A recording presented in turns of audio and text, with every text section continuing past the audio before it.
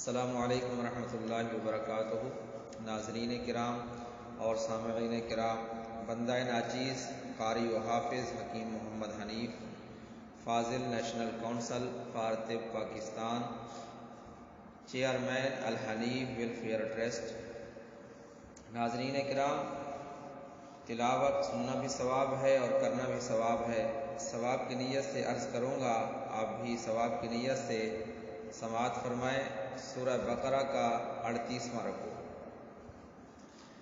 اعوذ باللہ من الشیطان الرجیم، بسم اللہ الرحمن الرحیم۔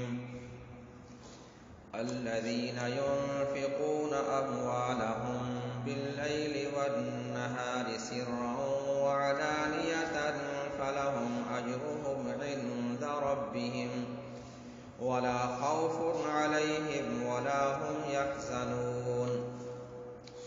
الذين يأكلون الربا لا يقومون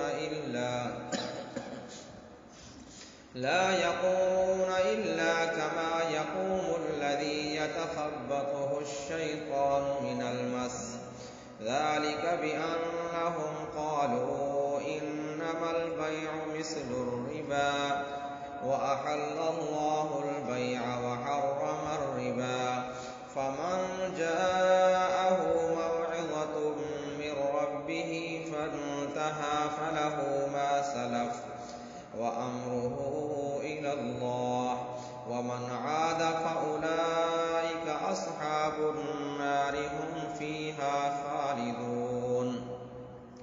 يمحق الله الربا ويربي الصدقات، والله لا يحب كل كفار أثيم۔ إن الذين آمنوا وعملوا الصالحات وأقاموا الصلاة وآتوا الزكاة لهم أجرهم عند ربهم ولا خوف عليهم ولا هم يحزنون۔